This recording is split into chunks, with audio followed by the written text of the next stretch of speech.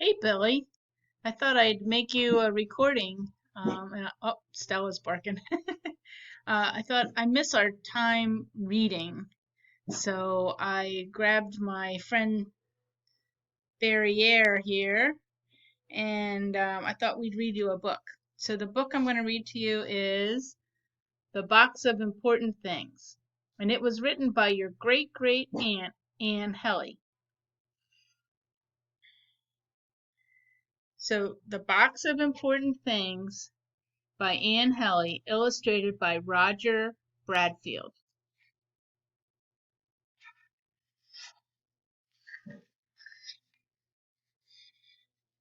Jerry had a box.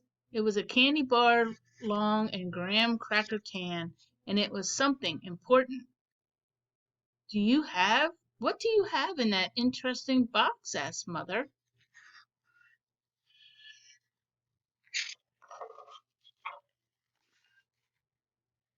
Important things, said Jerry. You may peek, said, and Grandma too, but nobody else. Mother peeked. They are important, she said, but how will you keep them a secret? This way, Jerry said, and he smiled a small, shy smile.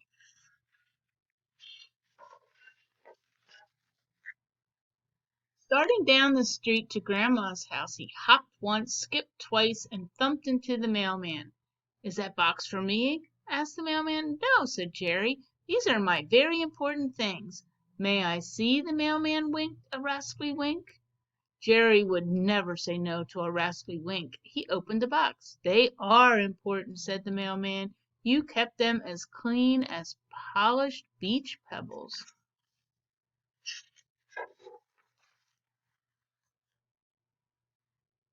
Jerry smiled a small, pleased smile. He closed his box. He hopped 3 hops, skipped 5 skips, and stopped by Miss McGinty, who was waiting for the bus. Hello, Jerry, he said. Come sit come sit by me till the bus comes. Jerry loved to wait for buses, even when he wasn't getting on.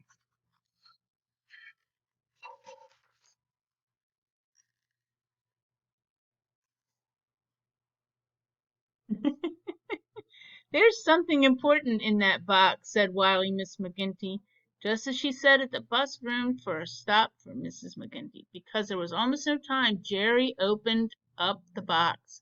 2 of them? That's important, cried Miss McGinty from the big bottom step of the bus. And the bus doors flopped shut, and the bus roomed away, taking Miss McGinty along. What do you think, Bear? What do you think's in that box? Jerry smiled a small, proud smile, and Giant stepped to Grandma's house. Mr. Dobbs, the apartment gardener, was raking leaves from the flower bed. Hello, Jerry, he said. Will you hold the bag while I rake leaves into it? Jerry set his box on the edge of the porch and ran to help Mr. Dobbs. Mr. Dobbs fed the bag piles and piles of leaves. At last he said, That's all. Thank you, Jerry. You're welcome, Jerry called as he ran to the porch.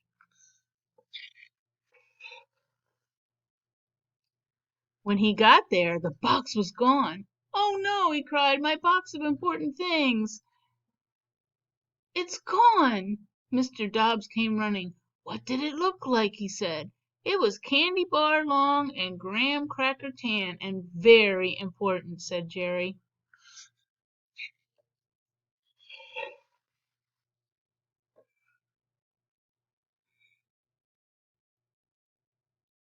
They got down on their hands and knees. They crawled around the porch and around the bushes and around a pair of dark blue trouser legs. "Lose something?" said a voice from the trouser legs.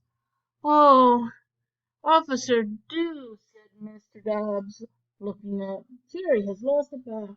It's candy bar long and graham cracker tan and very important."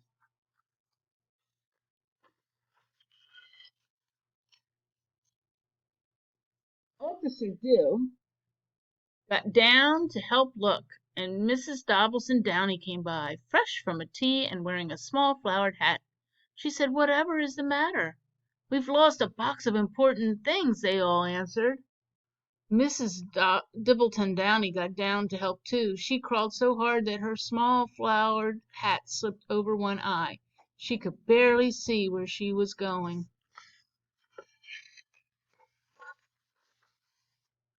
Suddenly she cried, "Look, everyone, look!" And Miss Dibbleton Downey was half in and half out of Boxer Pete's doghouse. She was holding a long tan box. "I do believe I found it," she said. "You have!" shouted Jerry. "Oh, thank you!" Boxer Pete just sat and looked surprised. He was a very polite and friendly dog who thought anything long and tan was a biscuit. Stella, do you like biscuits? They had all been so helpful and kind that Jerry had to show them what was in his box. "Why, they're baby ones," cooed Miss Dibbleton Downey, and Officer Dew said, "You'll soon have two new ones." And Mr. Dobbs asked, "They'll sparkle like these because you know how to take care of them." And Boxer Pete said, "Woof." That was your part, Stella. Jerry was smiling a big, pleased, proud smile when Grandma opened her door. "You have a surprise," she said happily. "Is it a secret surprise?" "Not any more," said Jerry. He told Grandma about the rascally mailman and the busy Mrs. McGinty. He told her about Mr. Dobbs and Officer Dew and Miss Dibbleton Downey, all hunting because Boxer Pete thought the box was a biscuit.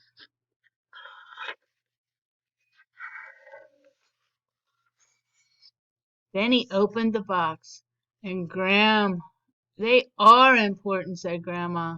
"I'm glad you shared them with all our friends."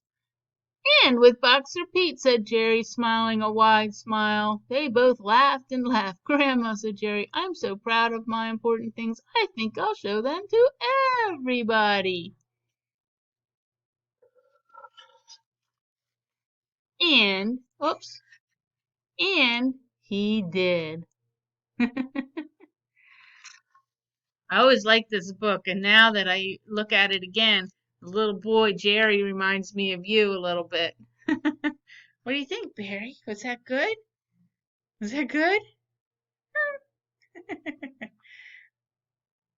All right, Billy. Hope you enjoyed it. Love you.